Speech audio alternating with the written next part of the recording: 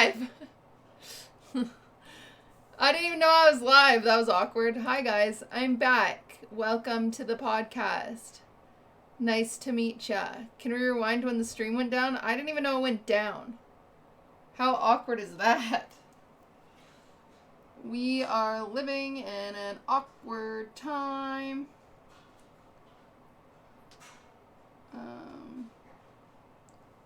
So that's cool.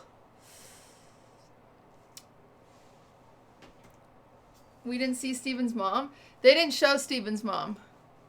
When he stopped going zombie mode? God, that was a while ago. Hi, guys. Wow. We know you put her body in the trash can. News media knows it. Glenda knows it. Your mother. Your sister knows it. Your sister's husband knows it. Have you guys seen this part? The one that used to beat your sister. He knows it. You saw this part? No? That took so long for you to come back? I'm sorry, I don't know what happened. Yeah, you saw this part. You know what he said? I don't know, the dude never moved. He said he's a crazy motherfucker. Oh yeah, he's a crazy motherfucker. I call him. There's only 4 minutes left. Your family calling you crazy. Nobody wants to see you. Nobody's coming to visit you. So you can sit there with that dumb look on your face. But it's over.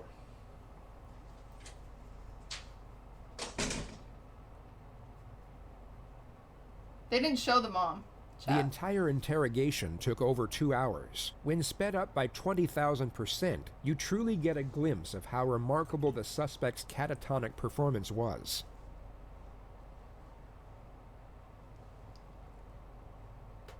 Hi.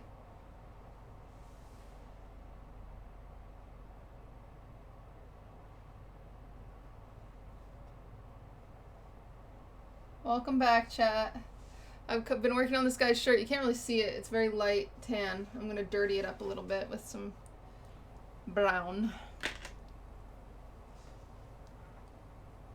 His mother came to speak with him soon after this moment, and although he maintained his innocence, he immediately snapped out of the zombie-like character. It's difficult to interpret the reasoning behind the performance, whether it was a pre-planned strategy, improvised in the moment, or some type of psychological breakdown is unclear. But whatever it was, it evidently seemed to work, as the interrogators got nothing. The suspect's behavior was so abnormal, they were essentially at a loss with what to do, or where to even start with a specific plan of attack. The evidence, however, was irrefutable. Hundreds of pictures of Lauren were discovered on Steven's flash drive, along with multiple video recordings of inside her apartment. Insane. A hacksaw was found in a supply closet of the apartment complex, and it was marked red with what was later identified as Lauren's blood through DNA testing. The packaging for the exact same hacksaw was found in Steven's apartment. When confronted with the evidence, he took a plea deal to avoid the death penalty and was rendered a life sentence without the possibility of parole.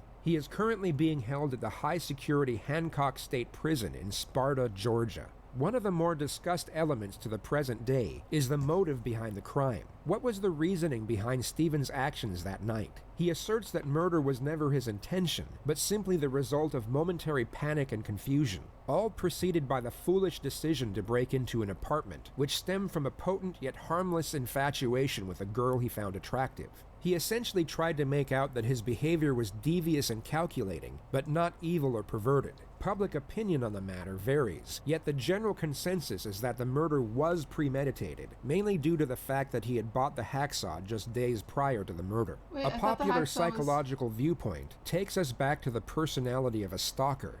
Lauren was set to move out the very same day she was murdered, which brings some to believe that Steven was terrified by the notion of change, that the person he had been infatuated with and fantasized over for so long was no longer going to be a part of his life. And no matter how obscure and unreciprocated their association was, he couldn't bear the thought of losing her. Rather than Lauren going on to live the promising life that lay ahead of her and leaving Steven behind as a forgotten memory, he has now in some abstract manner connected them both forever.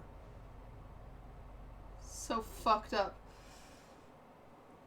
Good to be back. Hope you're doing well. This is the 6th and final installment of my Stephen McDaniels commentary. Man, it's been a slog. We are deep in the troll vortex of insanity. I don't think anyone's gone this far. Troll vortex. It's like cave diving, but a lot more dangerous. What?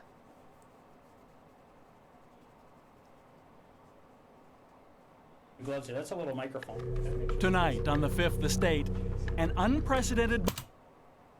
Wow! Chat, this sweater looks stupid.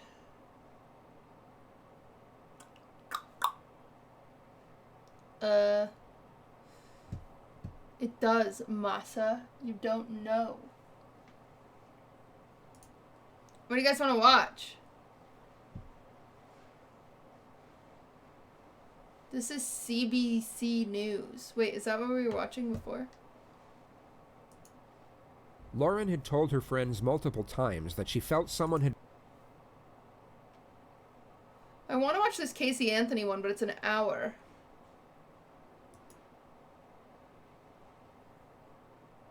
I guess we can watch it and then I'll end after it's done.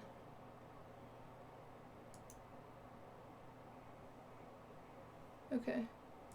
Most of you will already be aware of... I think Casey did it. Make sure you check for graphic images. YouTube can't show those. I'm skimming through. I don't see any. I mean, I have a... I'm on like the safe for work YouTube. Like I have that filter on. Yeah. I have no little kid filter. Anthony was. The majority will know that she sadly passed away at some point between 1 p.m. and 8 p.m. on June 16th, 2008. Her death is undoubtedly the most heartbreaking part of this story, and we only need a single word to epitomize her short life. Tragic. But the primary subject of this video is not about the life nor the death of Kaylee Marie Anthony. It is in fact about the psychological constitution of her mother, 22-year-old Casey Marie Anthony. So rather than tragic, you'll find the words disturbing. Because I remember when this happened, I was a kid, and so 22 felt old to me. But now hearing 22, I'm like, what? She was 22? I didn't realize.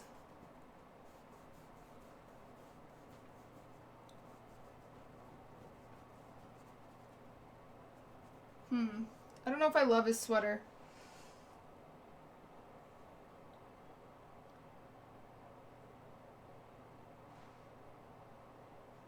I gave it like the sweater pattern.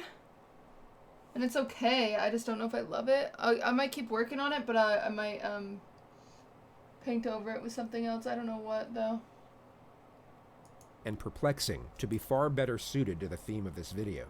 One of the many reasons this case is exceptional is how the present day's topic of discussion has little to do with the actual occurrences of the crime, but in fact the subsequent developments that followed. People are no longer talking about how or even why Kaylee Anthony passed away. They are instead talking about the manner in which a mother responded to her daughter's death. Given all the acquired information we now have, even if we afford this person the most morally acceptable possibility of what occurred, her manner of conduct was still unimaginably cold-blooded. This is driven home by the fact she was evaluated by 2 clinical psychologists during her time in custody, and not a single abnormality was discovered with relation to her psychological state. In other words, there were no signs of mental illness whatsoever. And this makes the character study of Casey Anthony just as fascinating as it is terrifying. A human being's state of mind is something most accurately assessed with the full capacity of hindsight. So before we evaluate our first segment of raw footage, here's a quick rundown of each of the essential moments that will give you a broader understanding of what we're actually dealing with. On the 15th of July, 2008, Orlando police received a call from Cindy Anthony, the grandmother of the victim. 911, what's your emergency? I called a little bit ago, the deputy sheriff. I found out my granddaughter has been taken. She has been missing for a month. We're talking about a 3-year-old little girl. My daughter finally admitted that the baby's in the store. I need to find her. Your daughter admitted that the baby is where? But the babysitter took her a month ago. My daughter's been looking for her. I told you my daughter was missing for a month. I just found her today, but I can't find my granddaughter. She just admitted to me that she's been trying to find her herself. there's something wrong. I found my daughter's car today, and it smells like there's been a dead body in the damn car. Okay, what is the 3-year-old's name? Kaylee, C-A... Number one, I do have to say, the mother is doing an awful job at explaining this. Am I wrong? I feel like the mother is doing an awful job.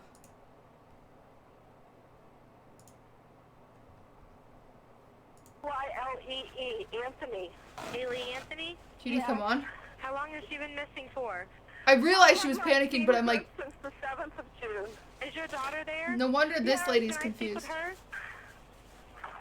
Hey, Spanish Sheriff's Department, they want to talk to you. Answer the question. Hello? Hello? Yes. Can you tell me what's going on a little bit? I'm sorry? Can you tell me a little bit what's going on? My daughter's been missing for the last 31 days. And you know who has her? I know who has her. I've tried to contact her. I actually received a phone call today, now from a number that is no longer in service. I did get to speak to my daughter for about a minute. Who has her? Do you have a name? Her name is Zenaida Fernandez Gonzalez. To give some context to this bizarre phone call, Casey Anthony had left the family home with her daughter a month earlier, stating that she had a work assignment in Tampa and would be traveling the entire time. Kaylee's grandparents would ask repeatedly over the following month to see, or at least speak to their granddaughter, but Casey claimed each and every time that she was too busy with work and that Kaylee was with a nanny who went by the name Zenaida Fernandez Gonzalez, or Zanny for short. On July 15th, exactly 6 weeks after Kaylee was last seen by her grandparents, George Anthony received a phone call that the family car was at the impound lot. This immediately alerted suspicion, as it was the same car Casey had supposedly been traveling with for work. What? Suspicion turned into panic once they picked up the vehicle, and George discovered a strong odor emanating from the trunk, one that he recognized from his years as a police officer, and found comparable to that of human decomposition. Whoa. Through contacting one of Casey's friends, her parents managed to track her down at her boyfriend's house in Orlando, where they were found smoking marijuana and watching TV. When inquired over the whereabouts of her daughter, Casey stated that she had been kidnapped 31 days before by the supposed babysitter. It was What? at that moment Cindy Anthony called 911. What? 911. What? Are we all on the same page here, chat?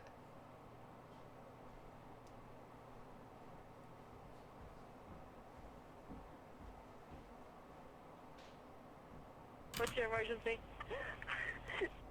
Who has her? Do you have a name? Her name is Zenaida Fernandez Gonzalez. Who is that? Babysitter? She's been my nanny for about a year and a half, almost 2 years. Why are you calling now? Why didn't you call 31 days ago?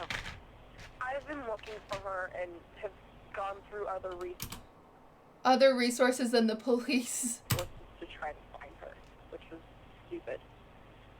I think the officers are here. The officers are there? Yes. Now let's indulge in the world of fantasy for just a moment, and pretend all of what Casey had just stated was true. She had indeed been working, and her daughter was in fact kidnapped by the babysitter a month earlier. The immediate premise most would gather would be that Casey had no regard for her daughter whatsoever. In the 911 call, there was no urgency nor concern in her voice, and rather than her volunteering information, which most parents would do in a frantic manner, it had to be acquired by the dispatcher through repeated inquisition. All you have to do is compare Casey's dialogue to that of her mother's in the same phone call. One was indifferent, while the other was distraught. Yeah. Police would have picked up on this immediately. Even without the bizarre phone call, the circumstances alone would make Casey the prime suspect in her daughter's disappearance. She was immediately interviewed as a witness, which, unbeknownst to her, was the detective's first step in locking her into as many lies as possible. Day right now is July 16, 2008. The time right now is 0411 hours. I'm Detective Mellish with the Orange County Sheriff's Office. I am with Casey Anthony, is that correct? Yes. Casey, you understand this is being recorded? Yes. You have any objection to that? No. Casey, I got called here in reference to a missing child. You took Casey to a babysitter's house. Yes. And who was this babysitter? Her name is Zenaida Fernandez Gonzalez. Okay. How long had you known Zenaida? Almost 4 years. It'll be 4 years Christmas. No, the first question is, how do you Where did spell meet Zenaida? her? Who did you meet her through?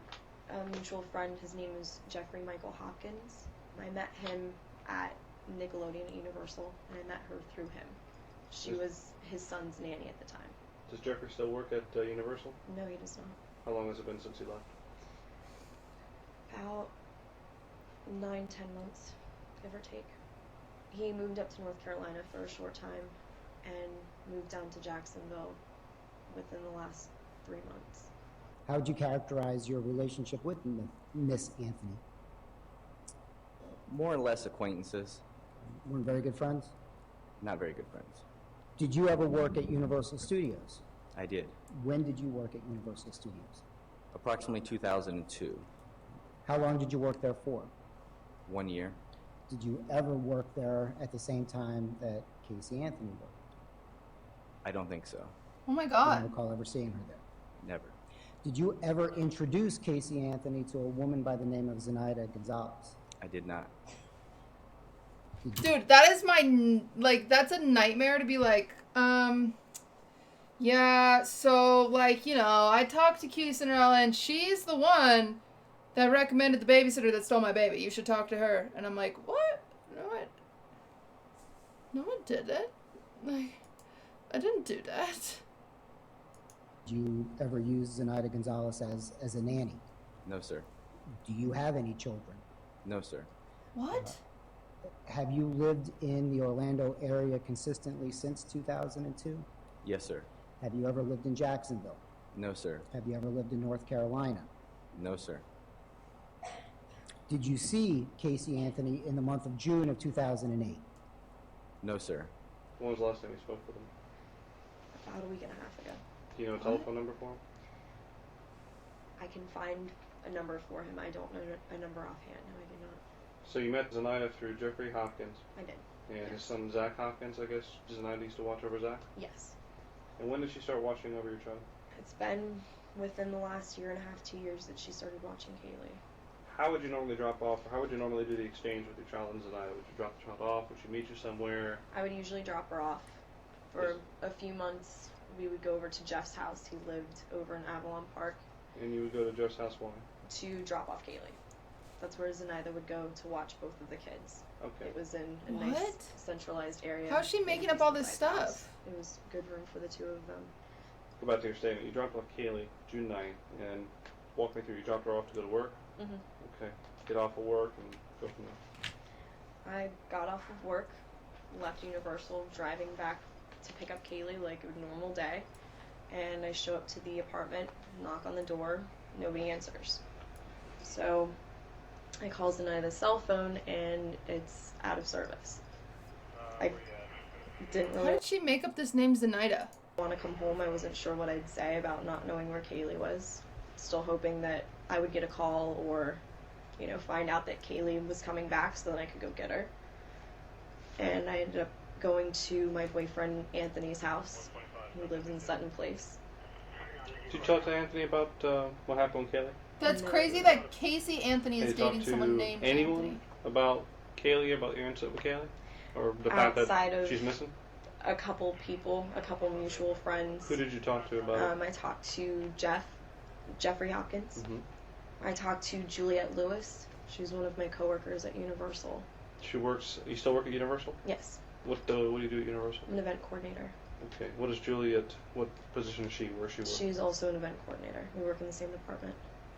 Juliette Lewis doesn't exist. Casey had briefly worked at Universal, but hadn't been employed there for over 2 years prior to this interview. And she wasn't an event coordinator. She stood behind a kiosk and sold photos of people after they had been on the Incredible Hulk ride. You have a number for Juliet? Offhand.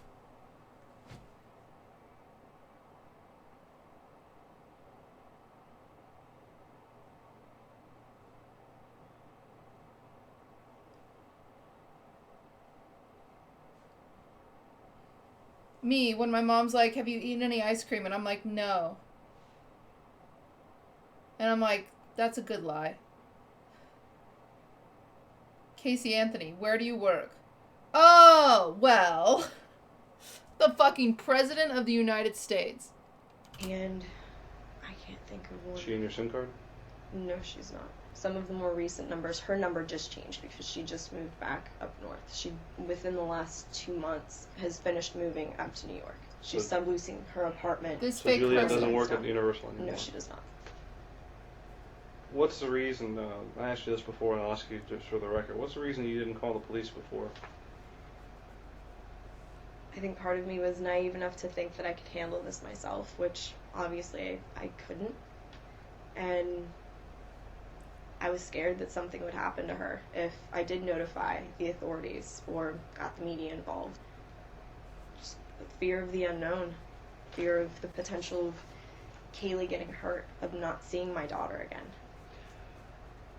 I asked you this at the onset and asked you before we went on tape, and I'll ask you again just to make sure we're clear. Is there anything about this story that you're telling me that is untrue? Or is there anything that you want to change or divert from what you've already told me? No, sir. That's crazy. Did you cause any injury to your child, Kaylee? No, sir.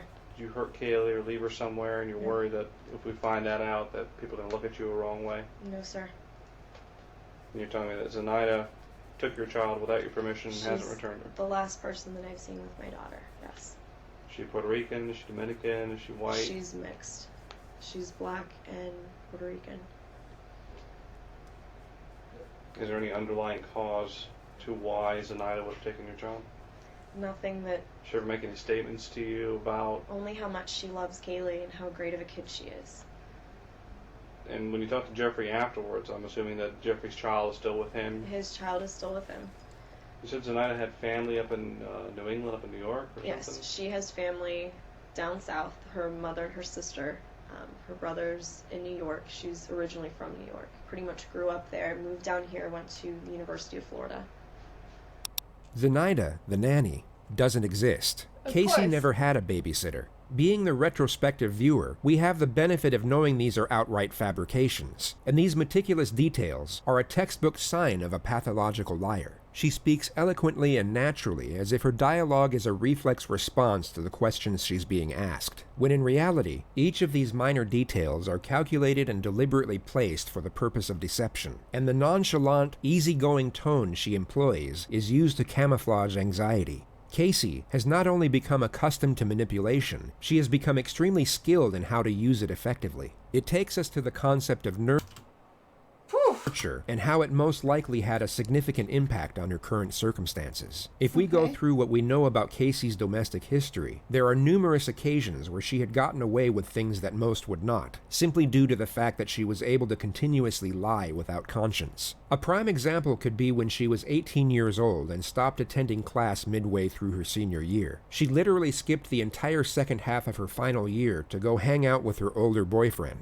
Her parents became suspicious on several occasions, yet each and every time, Casey had some whimsical excuse to which she was given the benefit of the doubt. Then just days before graduation, her parents were informed by the school of her truancy and that she would not be graduating. When confronted, Casey's excuse was that her timetable was mixed up by the school, causing her to miss classes through no fault of her own. This is obviously a completely baffling excuse that no sane person would ever believe. Yet whether it be through denial or an overprotective nature, Casey's parents not only took her at her word, but even shielded her from the consequences of her actions. They lied to all their family friends that she graduated with honors, and even threw her an extravagant graduation party the day after. This is just one of the many occurrences where Casey faced no ramifications for misconduct. It seemed to give her the belief that no matter what she did, as long as she could spin one lie after another, or at least drag a lie out for as long as possible, everything would work itself out. The truth is that everything did work itself out when she was dealing with her parents, and she evidently thought the same rules applied with regard to national law and a missing child's investigation.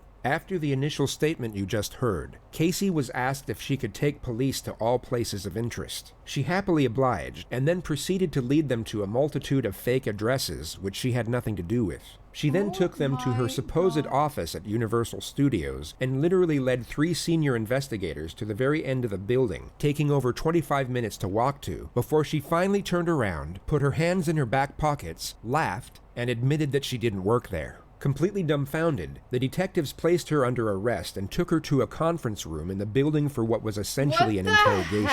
Since I left you this morning, I've gone to every address that you've told me. I came over here, I've already talked to all the employees.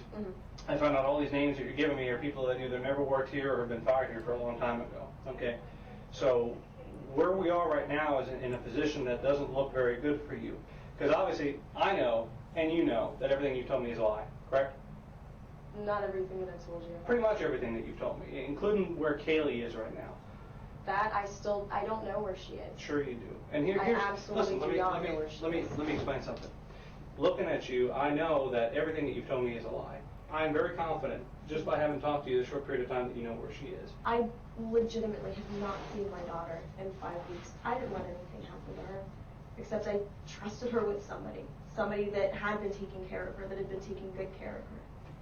Someone that she was comfortable with, that I was comfortable with. What about Jeff? You said Jeff worked here until about 2 months ago? No, he hasn't worked here for quite a while. 10 months? How long? It's been at least 10 months. Okay. He got fired in 2002. He hasn't been an employee here since 2002. We This put is a lot more together than 2008? I think you realize we put together. My question to you is, we're in this office because our purpose in coming here was to do what? I'm trying to think of places No, where I know she's been. You're not answering my question. Do you want us to help? Yes. She says, help me. I do want you to Well, a help. good starting point would be to answer the questions, okay? If I say to you, we're here because, and then you just ignore that, like I never asked it, and go off in some other direction, is that answering the question? No. Okay, let's go through this again. We're here because. Because I lied, because I brought you up here, and honestly I was reaching for No, stop another right there. avenue. I want you to tell me how lying to us is going to help us find your daughter. It's not going to. Well, then if the main thing you want to do is find your daughter, and you don't think lying to us is going to help us find her, why would you do that? Because I'm scared, and I know I'm running out of options. It's been a month. What are you scared of? I'm scared of not seeing my daughter ever again. I'm Oh a my parent God. too. I would have been beside myself. I have been. I would have called the police immediately, and that's the part that I just don't understand. Well, I we've didn't know got so what many to do. resources out there that we could help on day one. You didn't know what to do. I didn't know what to do. At that point I'm thinking, okay, they haven't been gone that long. Maybe I can find them. Maybe I can track them down. We're not stupid, okay? And what you're doing right now is you're treating us like we're stupid. Everything that's coming out of your mouth is a lie. Everything. Either you gave Kaylee to someone and you don't want anyone to find out because you think you're a bad mom, or something happened to Kaylee and Kaylee's buried somewhere or in a trash can somewhere, and you had something to do with it. Either way, right now, it's not a very pretty picture to be painting. You're painting yourself as a very bad person. It needs to end. The truthful thing This is that I needs to have not end. seen my daughter. The last time that I saw her was on the 9th of June. Remember we had those two people that we were talking about, the person who had an accident and a person who's just a cold-blooded, callous monster? That's telling me that you are the second person, this cold-blooded, callous monster who doesn't care and doesn't want to help because she's afraid that something so heinous happened that everyone's going to look at her and say, she's a monster, she deserves to go away, she deserves to never see the light of day, this bad thing should happen to her. I don't want to believe that right now, but you're giving me no choice. Tell us what happened to Kaylee. Tell us what happened to I Kaylee. dropped off Kaylee.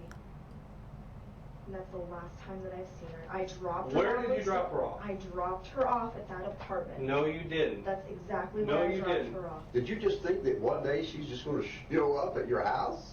No, I sat around yesterday trying to figure out what to do. I'm glad that I ended up seeing my mom, that all of that stuff happened. It happened for a reason because You're it's glad past you due. saw your mom. You could have saw your mom 5 weeks ago and said, Mom, I don't know I where. saw my mom's reaction right off the bat, and it would have been the same from the get-go. So wait a minute, you're more afraid of your mom's reaction than you are if you ever see your daughter again? No, I'm absolutely petrified. Absolutely What the petrified. heck? I know my mom will never forgive me. I'm never going to forgive myself. Is it that there's some other thing more important in your life right now that you just weren't really focused on what you were saying when you told us? So you kind of just accidentally told us you had an office here and we needed to be here, or did you purposely mislead us? Which of those two is it? I purposely misled Okay, so you purposely misled us. This was all in an attempt to help find your daughter, So right? weird. That makes sense to you, correct? in a backward sort of way, yes. Backwards sort I'm of coming way. back to places that are familiar to me, that I know are familiar to her. Familiar situations that What did you maybe, think? just maybe How old is she? would help. She's almost 3. She's almost 3. What do you think, she's going going to take a cab here? I mean, I know how do she's you think not. she's going to get here? Because she's with someone else. She's with someone else who's hid her from you for 5 weeks. Yes. Why would a person who has hid your daughter from you for 5 weeks, okay, bring her to the building that you used to work at? I don't know what else to do anymore. If I knew where she was, if something Well, let me would have ask you happened, this. I would have This admitted is that. crazy. Do you believe thinking up more lies to tell us will help us? She's with someone that I absolutely do not trust, and that I'm absolutely scared that you don't trust yet was babysitting your daughter for a year. I don't trust her now because of what happened. Who did you call first? Who did you go to for help first to help try to find her? No one. Oh, no one, okay. No one. Okay. Well, I'm glad we got that straightened out. Casey was then taken to the county jail, where she in the evening hours was able to make a phone call, and just happened to see her mother on the local news moments before speaking to her. Casey? Mom. Hey, sweetie. Oh, I just saw your nice little cameo on TV. Which one? What do you mean, which one? Which one? I did 4 different ones, and I don't know. I haven't seen them all. I've only seen 1 or 2 so far. You don't know what my involvement is and stuff? Casey? Mom. What? No. I don't know what your involvement is, sweetheart. Her daughter is missing and she's mad that her mom thinks it's her. You're not telling me where she's at. Because I don't f***ing know where she's at. Are you kidding me? Casey, don't waste your call to No. scream and holler at me. Waste my call sitting in the jail? Whose fault is you're sitting in the jail? You're blaming me that you're sitting in the jail? Not Blame my yourself fault. for telling lies. You mean it's not your Not fault? my It's fault? not your fault, sweetheart. If you'd have told them the truth and not lied about everything, they wouldn't. Do me a favor, just tell me what Tony's number is. I don't want to talk to you right now. I don't have his number. We'll get it from Lee because I know Lee's at the house. Get Tony's number for me. No. No, Mom. Hey, can you give me Tony's number? I can do that. I don't know what real good it's going to do you at this point. Well, I'd like to talk to him anyway. Okay. Because I called to talk to my mother, and it's f***ing waste. Oh, by the way, I don't want any of you coming up here when I have my first hearing for bond and everything else. Like, don't even waste your time coming up here. You're making it real tough for anybody to want to try to... I'm not going around and around with you. That's pretty pointless. Christina would love to talk to you because she thinks that you will tell her what's going on. Frankly, we're going to find out. Everything I have she's no telling them clue where is Kaylee a lie. is. If I knew where Kaylee was, do you think any of this would be happening? No. Anyway, you only got a couple minutes for this, so I'm not going to let you completely waste it. Here's Christina. She thinks she can get through. No, I want Tony's number. I'm not talking to anybody else. Hello? Hi, I'm glad everybody's at my house. Do me a favor, get my brother back because I need Tony's number. Does Tony have anything to do with Kaylee? No, nothing. Okay, so why do you want to talk to Tony? He's my boyfriend, and I want to actually try to sit and talk to him because I didn't get a chance to talk to him earlier because I got arrested on whim today. I just want to talk to Tony and get a little bit of... Casey, you have to tell me if you know anything about Kaylee. Sweetheart, if anything happens with Kaylee, Casey, I'll die. You understand? I'll die. If anything happens to that baby. Oh my God, calling you guys, waste. Huge waste. Casey appeared in the court the next morning and was initially denied bail by the judge. He cited his reason as her undeniable disregard for... I don't remember how this case ends, and I almost don't want to know. Because I have a feeling that she's not in jail. If I remember correctly, I don't think she's in jail. For the welfare of her own child. She was kept in protective custody, and it would be 9 days until she received her first visit from her parents.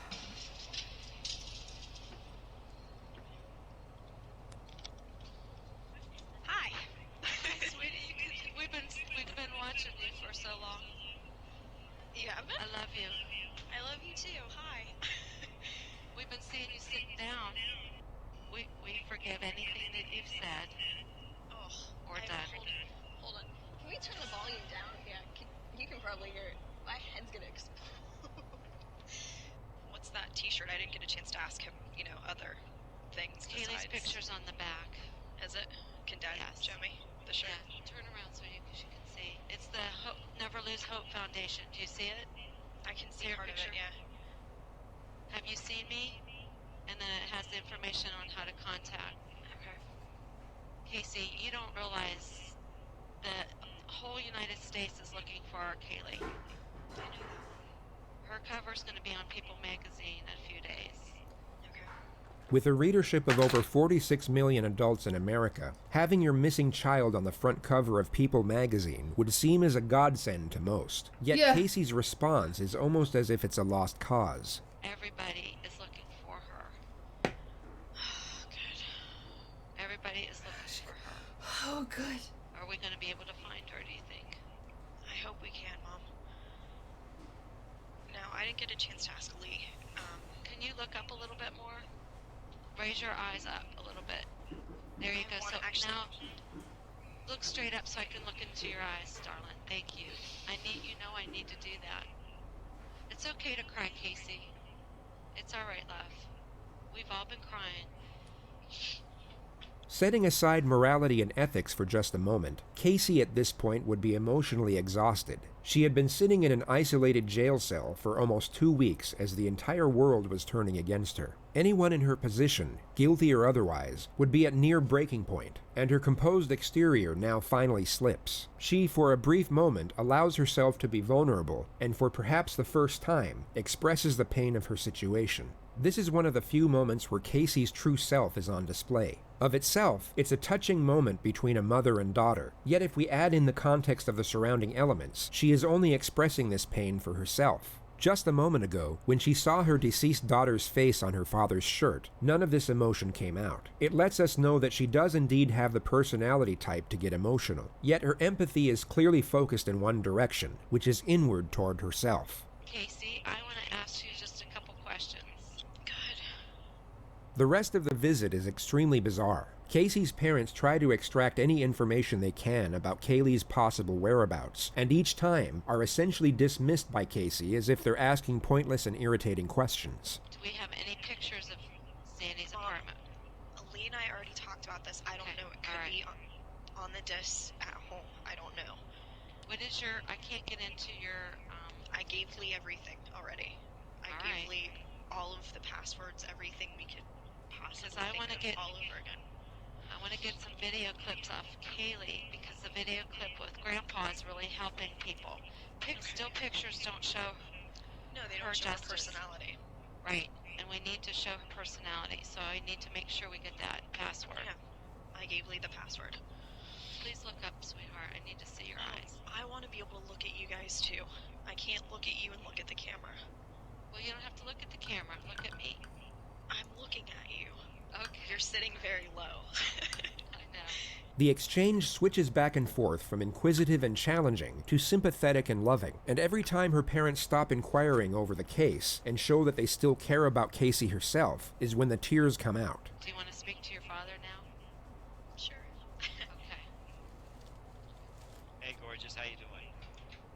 I look like hell. Well, you know something? You really need to keep your spirit high for all this. I haven't been crying while I've been in here. Oh, You know Trying to something? read books that's and nice. do other things to keep my mind off of stuff. Well, you know, I want to be able to reach out and hug you and give you the big Papa Joe hug. But you know, we got to get that little girl back any way we can, and we're doing everything we can. My only concern. I gave Lee a statement. I want him to speak to whoever in the media, give them a statement specifically from me. He's gonna give them an exact quote. Every time Casey's parents mention that people are willing to help with the search, Casey dismisses their credibility and even attacks some of their characters while she's at it. Tara? Tara from Michigan. You mean Can we watch the Amanda ex-wife Knox Tara? case at some point? Yeah.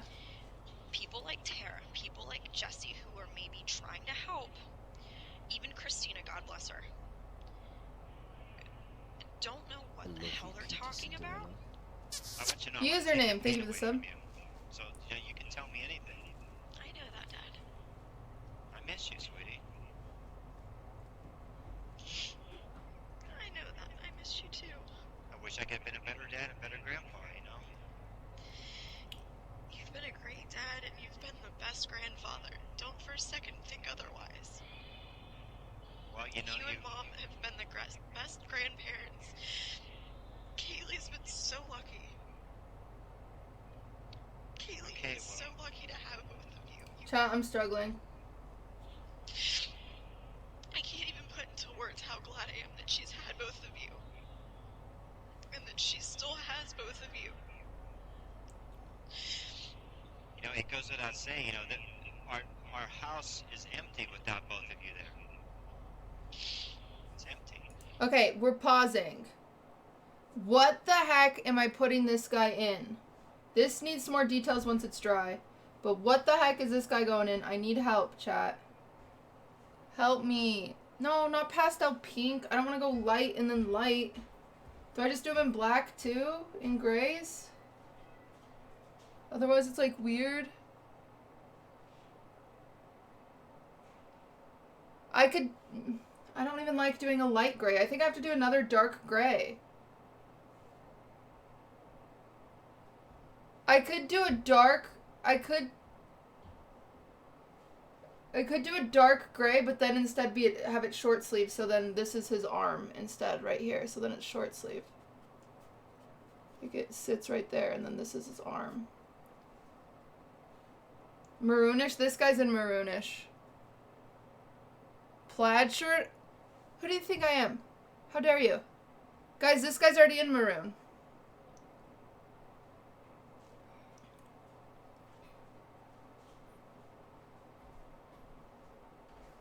I think I might just do more gray and then do them in some jeans, like some blue denim.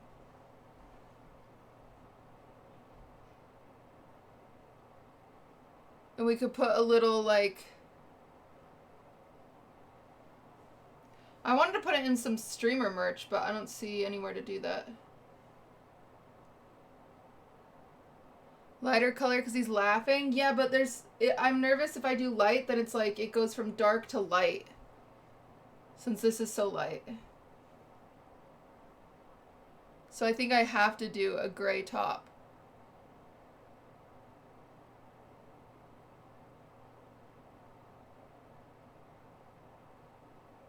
Purple? Well, this is like a red. I guess I could do a purple. It's a very dark red though. It's almost a wine, so it's kind of a purple.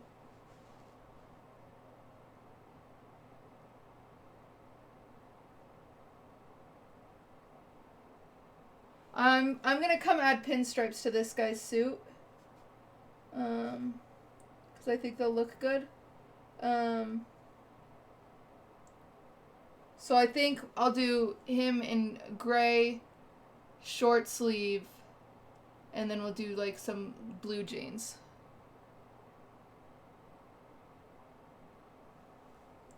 It'll be fine.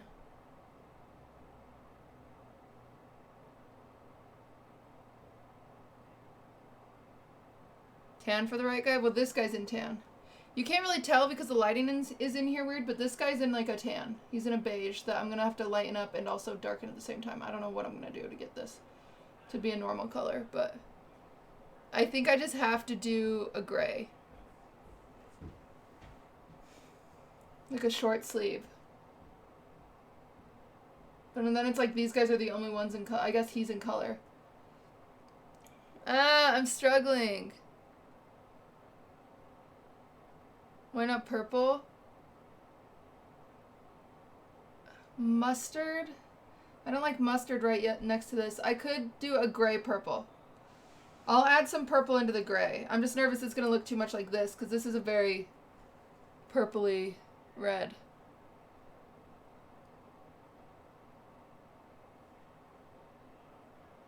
It's going to be a similar gray to this is what I'm thinking. Maybe a little lighter. Okay. We'll just see what happens, okay? All the little things we took for granted, we miss them so much. That's exactly how I feel. All your little things and all her little things, it hurts. We're not there. Mom and I are just going through the motions, you know? I ate coleslaw today. Tell them I ate coleslaw. Well, you're probably eating a lot of things you never used to eat before because when you're hungry, you'll eat. I hated bologna. I've been eating bologna and cheese on occasion.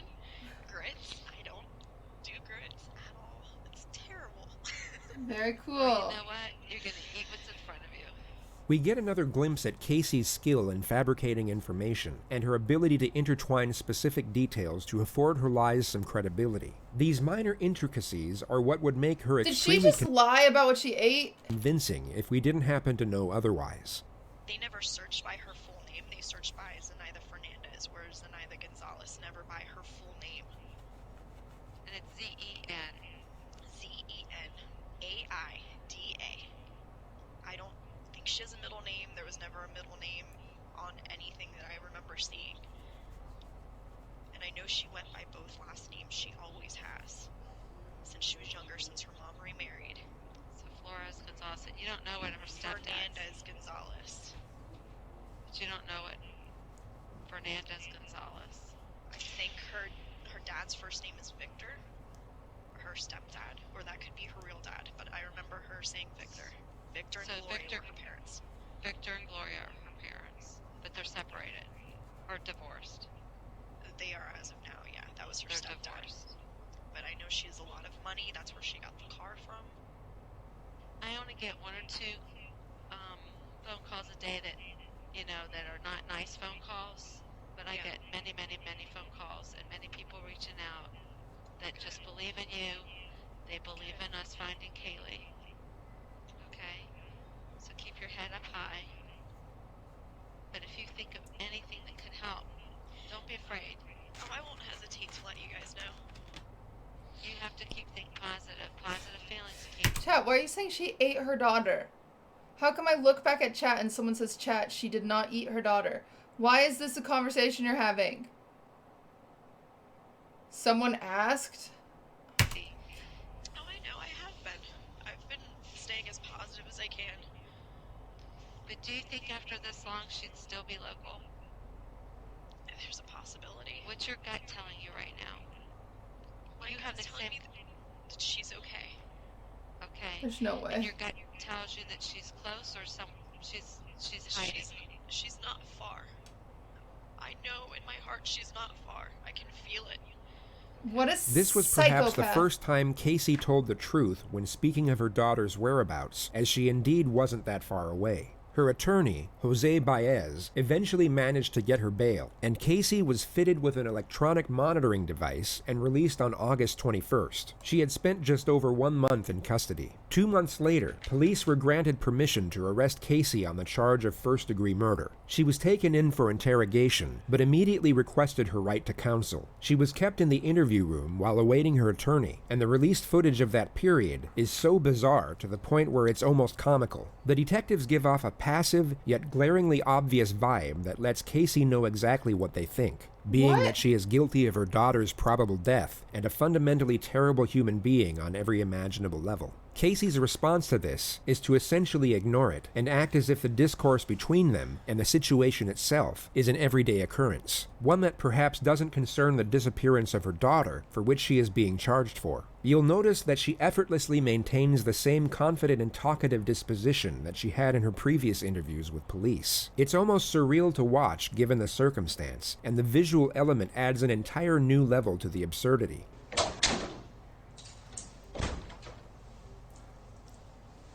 The first segment of footage shows the arresting officer waiting with Casey for the lead investigator to arrive. He initiates the conversation by bringing up the subject of Casey's parents. He asserts that he's worried about them, but the actual message he's putting across is that he essentially knows Casey is guilty and that she isn't fooling anyone. It's an indirect yet obvious accusation.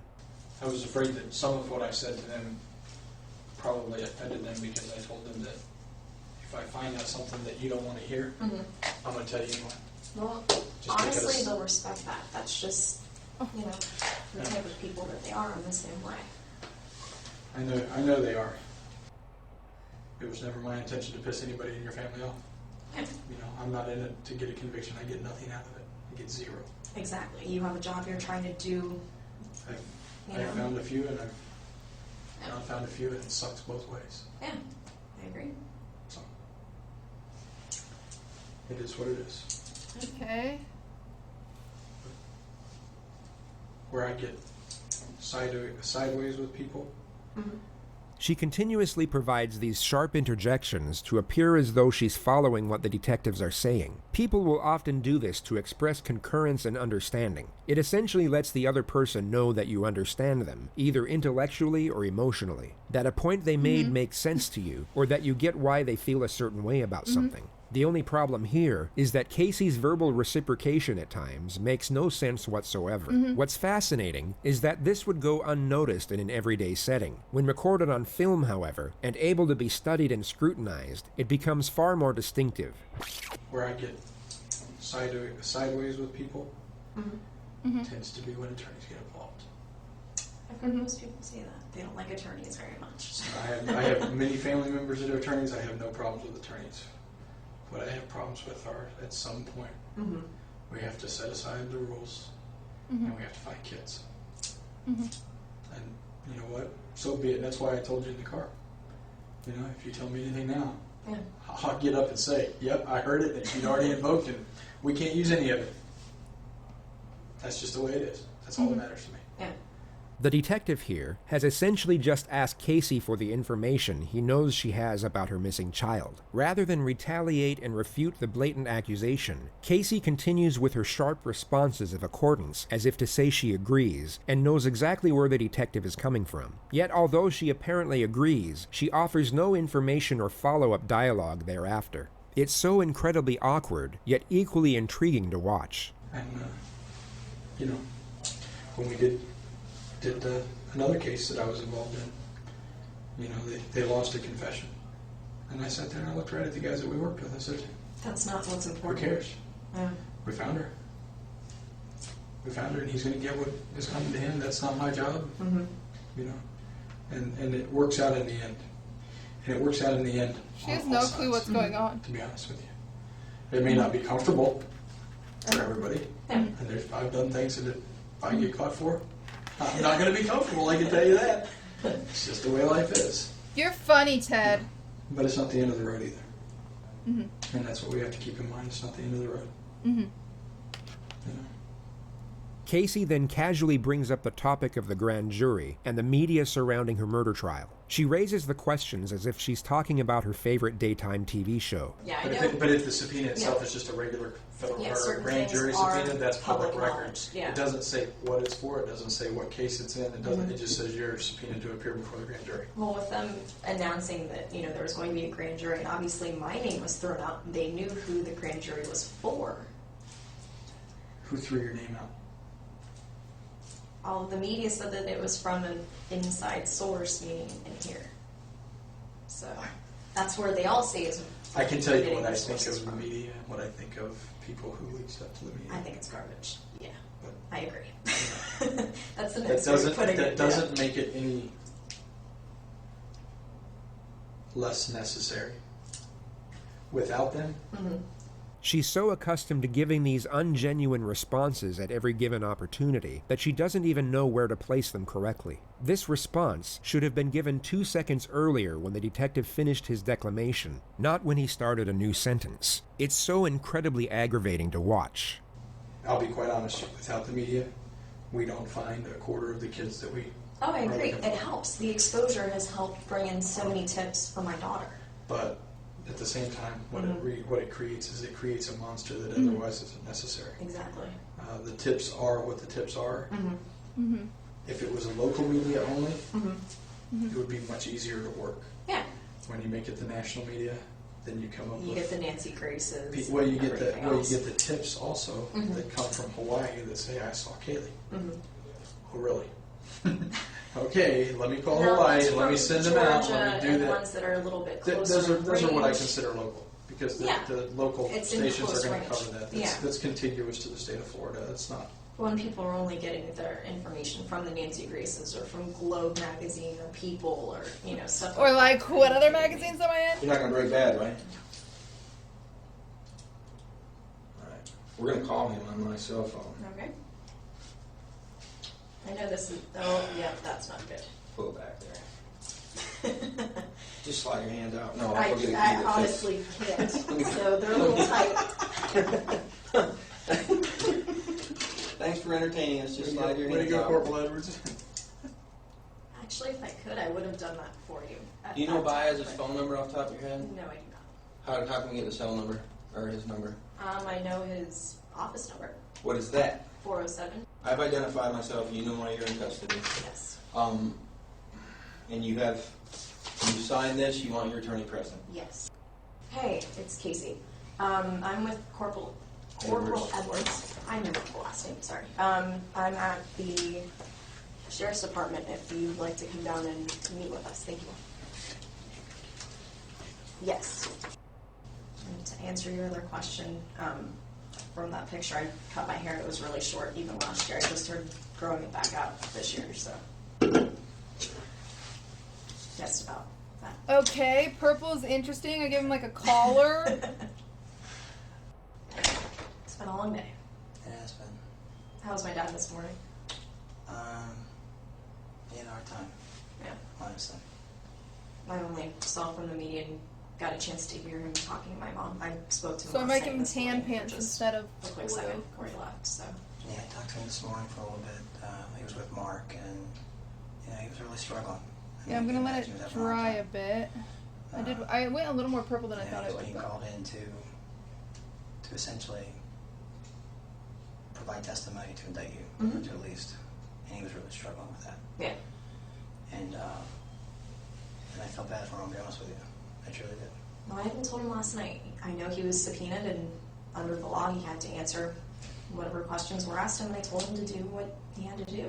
Imagine you were Casey, but void of any wrongdoing whatsoever. Your daughter was kidnapped 5 weeks ago, and now a detective who thinks you're the culprit is relaying the agonizing moments of your father providing information for your arrest. No matter how stoic or self-controlled your nature, you would most likely be in tears or completely enraged at the overwhelming unjustness of the situation.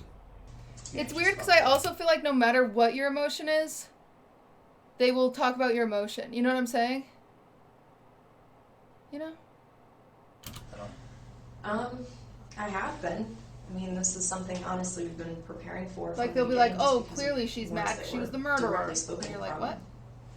Yuri Melich and also from Sergeant Allen. They were saying that this is what they were planning on doing from the very beginning, from that first day. So they wrote me off within the first couple hours. Okay. That was the only time they ever made any I'm gonna effort let to try that to talk to me one-on-one. sit. No, it was kind of difficult. That was kind of difficult considering. Well, considering, obviously, in light of everything that's going on and the fact that you've been arrested for other things, makes it a little more difficult to sit down and even talk to you. Mm-hmm. It's not that we haven't wanted to. Yeah. Okay. But I do have counsel, and that's something that, my attorney's always been a phone call away. Has your attorney ever told you that we would like to speak to you? And we had agreed, him and I together, that we would all sit down together, him and I, and you guys, and, we entertain whatever questions you have. And There is no possible way that a defense attorney would actually sit down and, as Casey states, entertain any question the police have for them. Yet if we weren't paying close attention, we would take her at her word due to the eloquence of her dialogue and not realize everything she's saying is complete nonsense. So I actually thought that we made it pretty clear that we wanted to talk to you. I mean, obviously, we can't come to you and ask you. Yeah, understandably. I thought that you were aware that if you wanted to talk to anybody, that all you got to do was simply ask.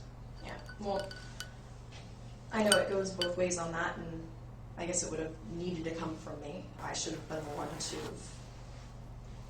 have, come forward with it. But, we did open up that door to law enforcement before, when Sergeant Allen was making a big deal saying, well, we want to talk to her. When can we talk to her? And he's saying, well, the door's open. I don't believe he ever told us the door's open.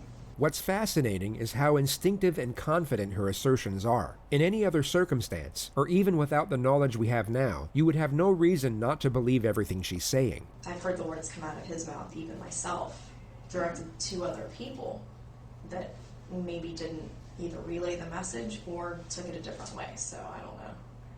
I think the lack of communication has put people in opposite corners when everybody has the same goal, is to find Kaylee. We all still feel, I as a mom, I know in my gut, there's the feeling as a parent, you know certain things about your child, you can feel that connection. And I still have that feeling, that presence. I know that she's alive. Whether you have a bucket load of evidence downstairs that contradicts that and says otherwise, or all you have is speculation. Or nothing at all. I mean, we have more than speculation. As every tip and that's every something that I lead told followed Jose up on. directly. Yeah. That we have more than speculation. We have a lot, or else we wouldn't be to this point. Mm-hmm. A lot. This was essentially a direct confrontation. The detective has just told Casey they have sufficient evidence to prove her guilt. Casey doesn't refute or even respond to the accusation. She instead falls back to her ridiculous dialogue once again, hoping the confidence in her voice will mask the absurdity of what she's actually saying. All I said the same thing Shoot! to them. That, Fuck up his they pants. said we're at the end of a hallway, and I'm thinking we're at the end of a hallway and there's 2 doors. Which door are we going to go through? Or I guess this is, we're at this point, and We are at this point. We're the well final step is which door is walked through. We are well beyond where we were before. I mean, there's She's just talking in gibberish. What is she even talking about? And when we referred to Pirate, you stop working in the counting. hallway, I think you were well aware of what hallway we're talking about. Do you understand that? Well, so there's no question, I guess. What? You can specify that at this point. Or what What? your perspective is on that. You have a second? Absolutely. Can we come right back? Yeah, that's fine. You plan on running off? I'm not going anywhere. So I gotta stretch out a little bit. I'm not as young as I used to be. It's unfortunate that right when the pressure was starting to build, the second detective interrupts the exchange and they both leave the room soon after. Casey waits alone for roughly confused. 40 Are we minutes confused? before her attorney shows up. He's going to ask you a question. You don't say anything else other than the answer. Okay? Casey, based on our conversation today, and I read you that form, basically just the same thing I said to Mr. Baez over the phone. If there's been numerous requests or opportunities to speak with us and come to a resolution here. And that's why we brought you here instead of the jail. Correct? Yes. Okay. Now, based on your request for us to call him and bring him here, he's here. So what we're going to try to do is give you a few minutes somewhere that's not recorded. No secrets, I told you. This room's recorded. I have to be able to approach my chain and explain why. The detective now guilefully takes Casey up on her previous offer, where she insisted they were willing to sit down with police and answer questions. But first, I needed you to tell him, in your own words, if you will, that you'd like to take the opportunity to deal with us like you've made that request in the past. So, is that something you want to tell him? I told him the same thing we talked about before, that we would entertain any questions that they have. We would listen and discuss it, and if we have something to respond, we'll respond.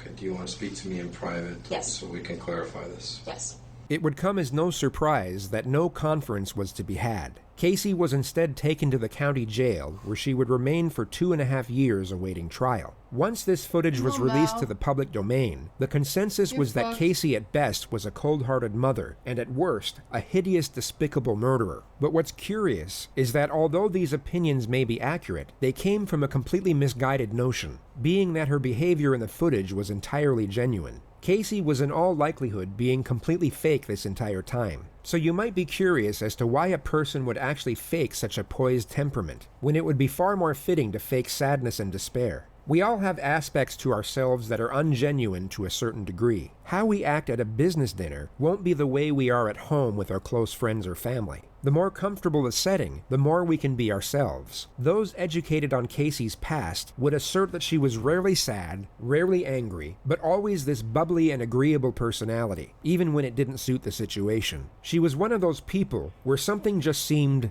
off, but you couldn't quite put your finger on it. The evidence put forward suggests that Casey was fake in every single setting and with every single person all of the time. A trait that might go unnoticed in everyday life, yet would clearly stand out when shown under the microscope of a criminal case study. Casey had become so accustomed to this fraudulent way of being that it even came as a natural behavior to her in the extraordinary setting we see here. And the assertion is that because Casey knew just how well she could fabricate this character, she thought she could use it to mask her anxiety, and thus conceal guilty behavior. Casey, in all likelihood, had little to no regard for her daughter. That's not even an argument anymore. But her true temperament here would likely be far more apprehensive due to the concern over her own welfare. Every time the detective insinuated an accusation, Casey kept the same tone, same demeanor, and same confident, lighthearted disposition. If you took her out of this interrogative setting and placed her in the mall with her friends, it would seem completely normal. She would be faking her personality in both environments, yet we are only able to realize it in one.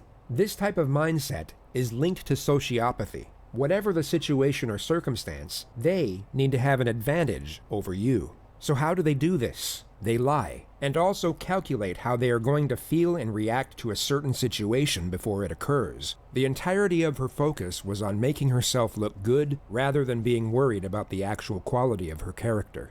Casey, in a nutshell, was an inauthentic person, long before she ever gave birth to her ill-fated daughter, and her skill at deception alongside her manufactured personality is arguably the most terrifying part of this entire case. On December 11th, 2008, just under 5 months since she was reported missing, Kaylee's skeletal remains were discovered in a swamp less than a mile away from the Anthony household. She was wrapped in a Winnie the Pooh blanket and then placed in a canvas laundry bag. Duct tape was discovered around the nose and mouth area of the skull, and her death was ruled a homicide. Prosecutors in the case then announced they would be seeking the death penalty. There were a multitude of discoveries made in the lead-up to the trial, and many believed it to be an open and shut case due to the damnatory nature of the evidence. On the last day Kaylee was seen alive by anyone other than her mother, and the day many believed she was murdered, Casey Anthony made the following internet searches. Shot girl costumes? Suffocations, foolproof suffocation. At 7:54 p.m. that same evening, Casey and her boyfriend Tony were seen in a Blockbuster video store. Kaylee was nowhere in sight, and many presume she was already dead and decomposing in Casey's trunk at this point. In the following weeks, Casey went out partying most nights. Just 3 days after her daughter's supposed abduction, she was captured in various photos participating in a hot body contest. 12 days after, she got a tattoo on her back saying Bella Vita, an Italian motto that translates beautiful life. She also made an entry in her diary around the same time which read, "I completely trust my own judgment, and I knew that I made the right decision. This is the happiest that I have been in a very long time. I hope that my happiness will continue to grow." The trial commenced on May 24th, 2011. The gist of the prosecution's argument was that Casey suffocated her daughter with duct tape and then placed her in the trunk for a few days before disposing of her body in the swamp. The motive for the murder was the primary focus during their opening statement. This isn't just a case about Casey Marie Anthony. It's a story about Kaylee Anthony as well. Kaylee Anthony was born on August 9th of 2005. It was a Tuesday. And Kaylee lived nearly every day I don't know if she questioned the of her life boyfriend on a quiet residential street in Orlando called Hope Spring Drive. Casey Anthony, Kaylee's mother, appeared to all outward observers. Dude, I swear to God, if these prosecutors would just talk like normal humans, like I said, Casey appeared to her mother. Like, I swear to God, if they would be like, yo, listen up. So, like, Casey to her mom was like super, super chill. They didn't think that she cared at all. And they got her, and they couldn't find the daughter. And they were like, what the fuck? And then Casey was just like, yeah, my daughter's gone. And then they were like, what the fuck? Why don't you care? And then Casey was like, And then the parents were like, What her parents thought she was.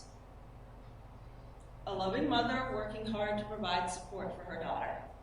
But as the evidence in this case and the investigation into the background of Casey Anthony will show, that was an illusion. On Monday, June 16th, Cindy Anthony goes to work, as I've described, sometime between 7 and 8 a.m., and is out of the house until the late evening. George Anthony specifically recalls that at 12:50 p.m. on June... Yeah, the best place to do something illegal is Florida, because even the jury's going to be like, probably innocent. Of 2008, his daughter, Casey... I'm going to end as soon as this is over. ...left the residence on Hope Spring Drive with Kaylee Marie Anthony. Kaylee was wearing a pink shirt, jean shorts, sunglasses, and a backpack. And George Anthony, I will say this prosecutor is kind of shit. Daughter, goodbye. I never saw her again. Like, she did try to keep it, like, she tried to make it emotional. In fact, when it's like, yeah, it is sad. No one but Casey Anthony ever saw Kaylee Marie Anthony alive again. Okay. The evidence in this case will establish that there is no other reason for the placement of multiple pieces of duct tape on this child's face, mouth, and nose other than the specific intent to end that child's life. No one but Casey Anthony had access to all the pieces of evidence in this case. The duct tape, the laundry bag, the blanket, the shorts, the shirt, the car. No one else lied to their friends, to their family, to investigators. No one else benefited from the death of Kaylee Marie Anthony. Okay, there's a fact. There we go. Kaylee's Thank you, death Queen. allowed Casey Anthony to live a good life, at least for those 31 days.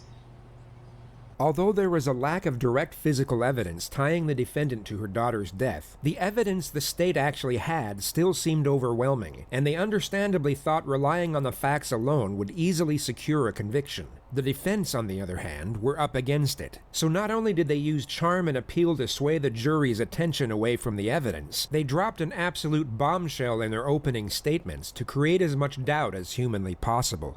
On behalf of the defense, I want to thank you for the sacrifice that you've made in your jury service and coming here and helping us see justice. We know it's no easy task, and we intend, I'm sure both sides, on getting you home as quickly as possible once you have all of the information. So helpful. Everyone wants to know what happened. Bill, thank you. How in the world can a mother wait 30 days? Look how much he's forever talking. reporting her child? So much better. So much better. I It's can understand insane. him. I'm interested. It's I'm not bizarre. tired. Something's just not right about that. Oh my god, the prosecutor Well, the sucked. answer is actually relatively simple. She never was missing. What? Kaylee Anthony died on June 16, 2008, when she drowned in her family's swimming pool. Well, the reason we're all here is because not of the commonality of this tragedy, but of the uniqueness of the family that it happened to. You will hear about ugly things, secret things, things that people don't speak about, things that Casey never spoke about. On June 16, 2008, after Kaylee died, Casey did what she's been doing all her life, or for most of it, hiding her pain, going into that dark corner I'm speechless. and pretending that she does not live in the situation that she's living in. This family must keep its secrets quiet. And it all began when Casey was 8 years old and her father came into her room and began to touch her inappropriately. This child, who at 8 years old, learned to lie immediately. She could be 13 years old, have her father's penis in her mouth, and then go to school and play with the other kids as if nothing ever happened. That will help you understand why no one knew that her child was dead. The trial would go on to last 6 weeks, with the prosecution exposing the truly dark and deceptive nature of Casey's character. While the state relied on fact, the defense clung on to theory, and proposed every conspiracy under the sun in the hope they would create enough skepticism and confusion. One of the more noted details of the trial was the courtroom presence of Jose Baez. He had an exceptional ability of narrative control and storytelling, Yeah, he and his did. capacity to create a And the other connection one with was the as jury dry as seemed far bread. more adequate than that of the state. This was recognized and mentioned multiple times in the media, yet the overwhelming majority of those following the case were almost certain that it wouldn't be enough to save the defendant. Closing arguments were put forward on Sunday, the 3rd of July. When you have a child, that child becomes your life. This case is about the clash between that Dude, I blame the responsibility and prosecutor. the expectations that go with 100%. it, and the life that Casey Anthony wanted to have. Casey meets Tony. Tony These prosecutors has are this- trash. They are not bringing up any facts. They're awful. Okay, the jury is also shit for believing the defendant, but the defendant, like, he has charisma. And he is, like, telling a captivating story. These guys, the second they started talking, I'm like, what is going on? I don't know what you're talking about. Why aren't you saying, yo, they did an autopsy, there's no proof of drowning? Why did they say that? Life. And, like, why didn't he argue all the random shit? I know the defense attorney was making them confused, but I feel like this guy, of course you're gonna believe the other guy when he's, like, passionate, and this guy's like, nothing. I don't know. He's free. He's a club promoter. He's out there at night with the loud music and dancing, and it's a great free life. So she has a choice.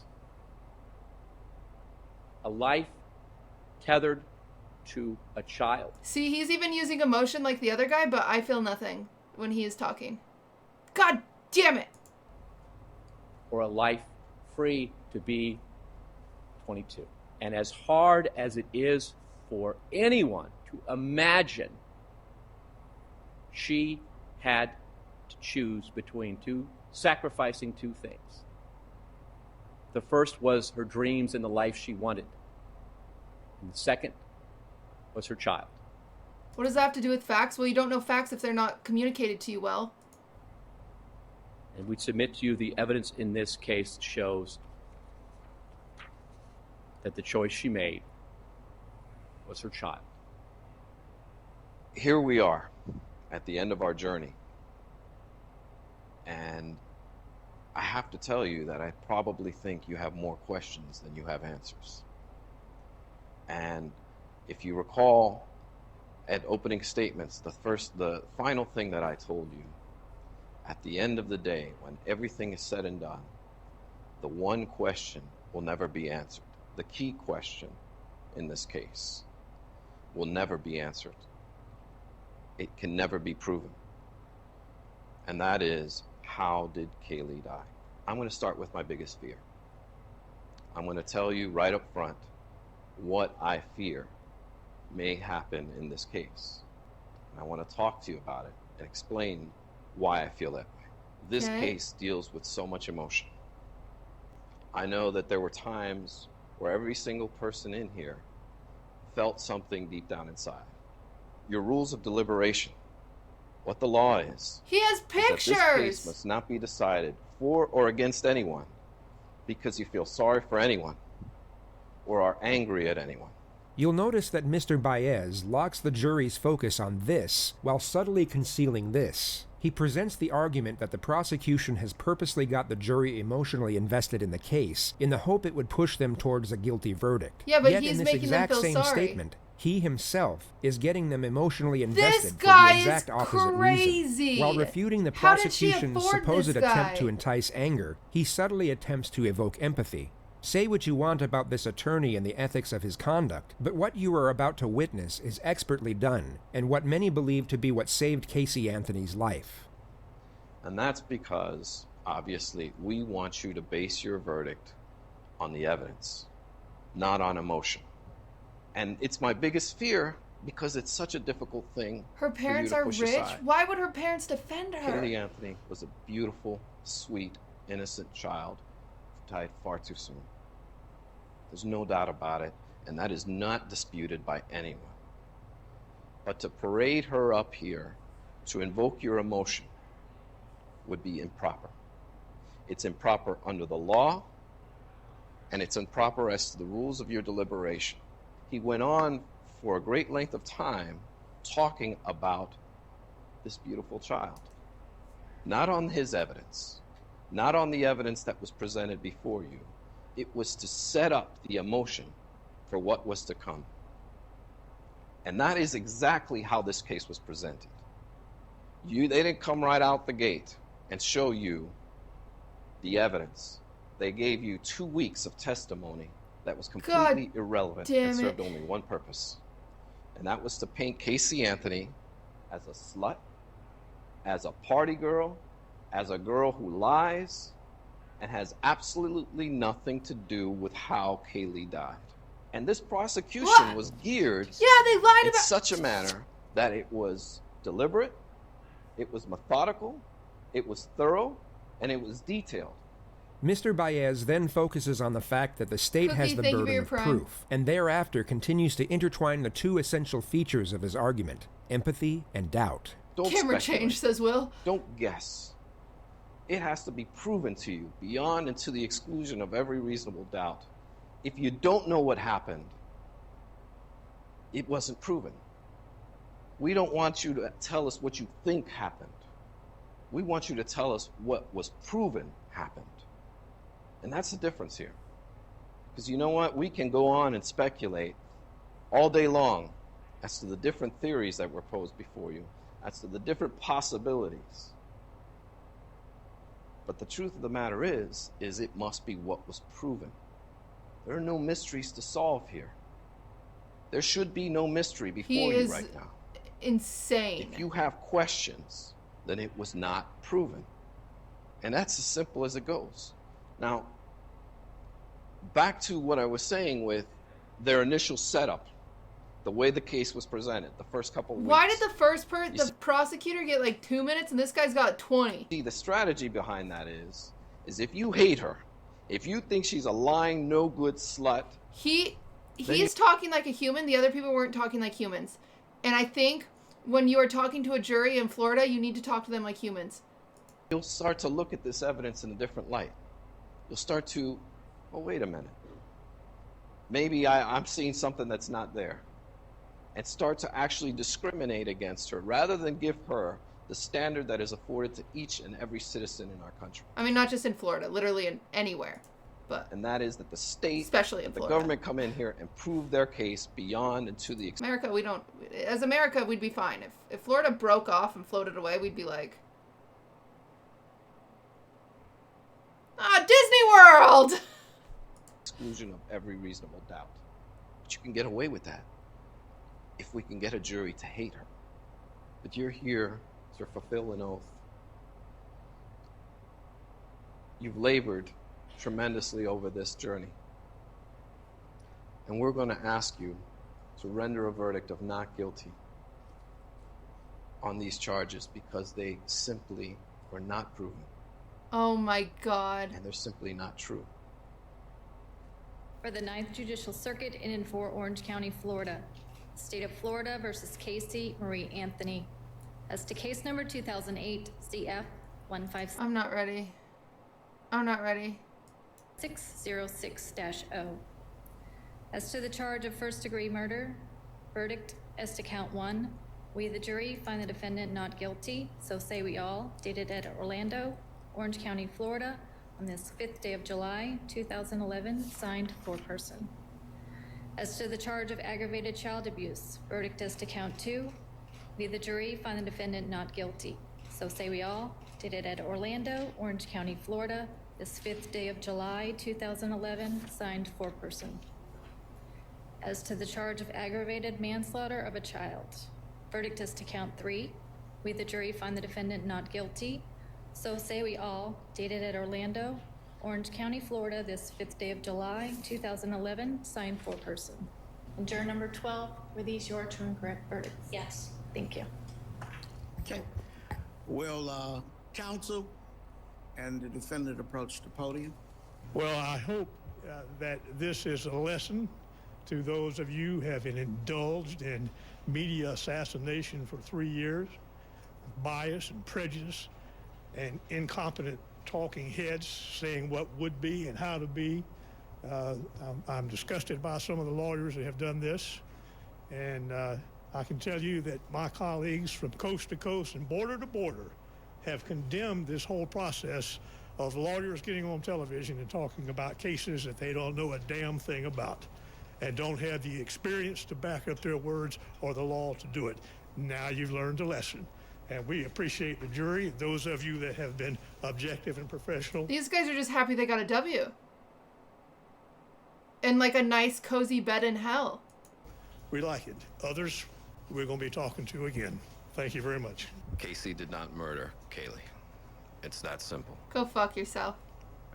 And today, our system of justice has not dishonored her memory by a false conviction.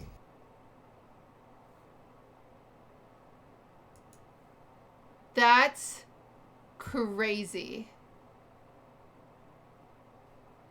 I wish we would have never watched that. I cannot believe that. I remember it happening, but I never followed it. So watching it now, I'm like, what the hell is wrong with these people?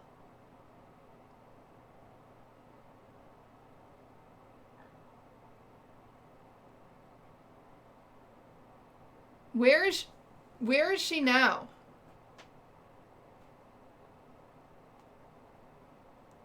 Where is...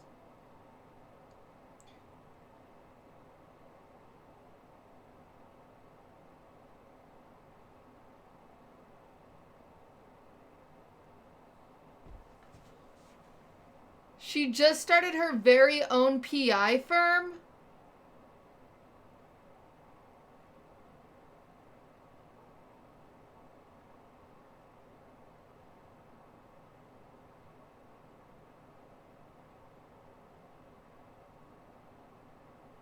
There's no way.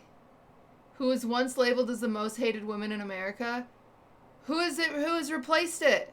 She should still be this most hated woman in America. I don't understand.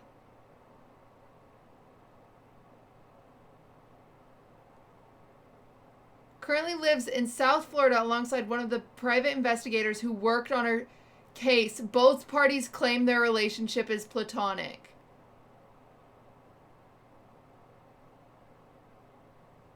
I love you, QTCinderella. Dova, thank you for the prime.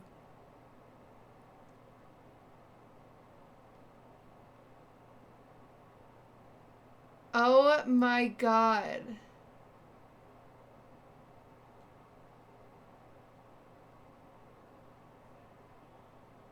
In December 2020, Casey raised eyebrows when she filed papers to start her own private investigation business in South Florida. Some people wondered whether the intention was to reopen investigation around Kaylee's death, but source told people that that was not the case. That's a closed chapter in her life. That source said. She's not starting a company to get answer of Get Kaylee.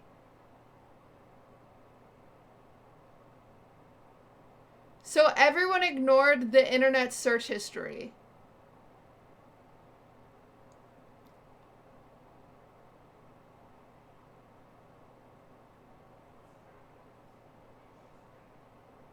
And nobody, like, did anything. They just believed that she drowned in the pool. Sophie, thank you for the prime.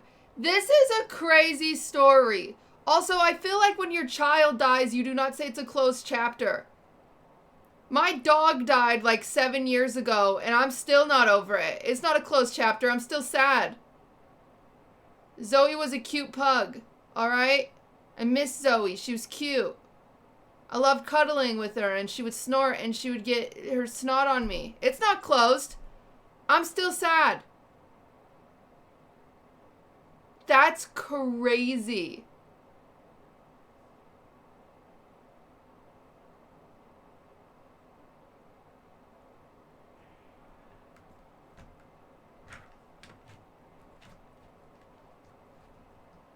What do the comments say? I'm looking at the comments. The fact that she wrote her journal that she's the happiest she's ever been and missed her daughter missing says a lot. Yeah. Can't fucking believe I just watched someone crying of happiness they got away with the murder of their own child. Yeah. I like how throughout the whole investigation the funky smell in her car was never questioned. Yeah.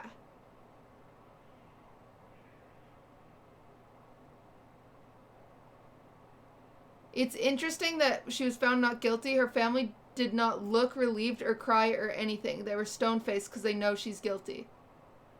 Yeah. Can they ever reopen it or no?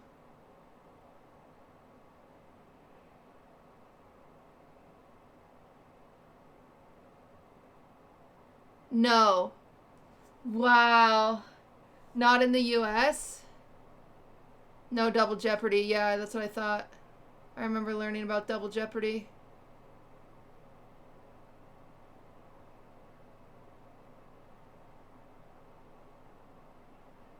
And now she's making her own documentary to clear her name and tell her story. What? No, she just wants some relevancy. She seems so annoyed that her daughter is missing. Yeah.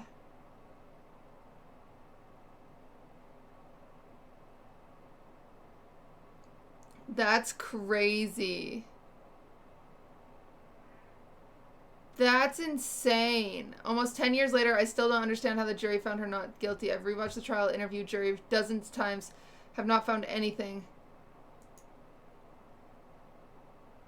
That's crazy. They found searches on her laptop of how to make or use chloroform. The jury is so stupid. I hope they hate themselves now. I don't think they do. I don't know. It's crazy that you're just learning this. I didn't follow it. I was too young.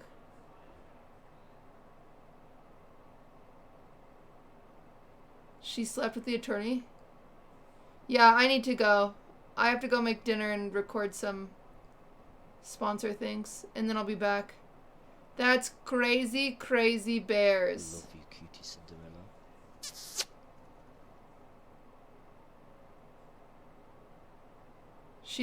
I feel like she has to go into like witness protection program. Not that I want her to, but new mobile game ad, pause champ. Jesus, what an awful thing.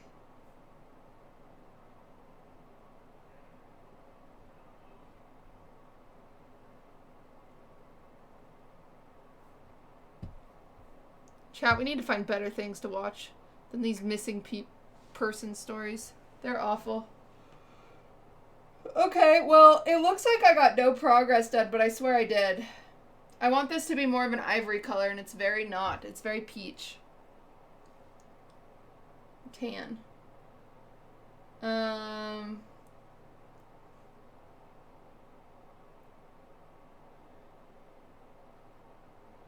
This painting's taking forever. I don't know when we'll ever finish it. Okay, well, I'll be back at, yeah, I don't know why I thought she was, like, at least, I thought she was not, I thought they claimed that she was not guilty for the murder, but I thought they did accuse her of child neglect or something like that. But I guess not. So that's insane.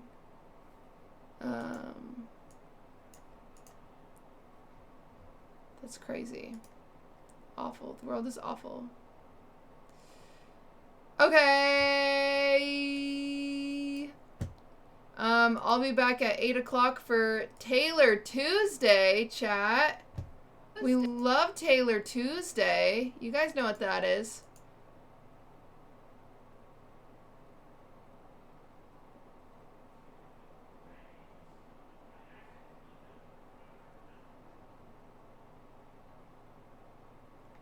I'm trying to find someone to raid.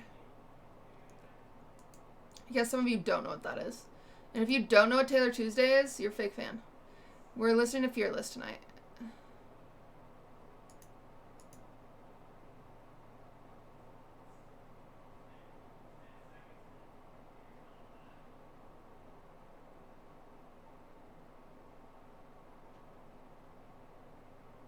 Okay, it's been a while since you've gone to this person. Never mind. Let's go here. Oh, they're not at their desk. Okay. Alright, I'm struggling. Oh, you know what? We owe Stan's a raid, and he's still alive. Let's go to Stan's. He's playing Valorant. You guys love Valorant, right? Pew pew. Everybody better freaking pee-pee party your freaking minds off, alright? Pee-pee party your minds off, because Stan hates it. Pee-pee party. Say pee-pee party Valorant. Pee-pee party. Little freaking Stans. Alright, have fun pee-pee partying with Stans. Bye, guys. See you in 2 hours-ish. Bye.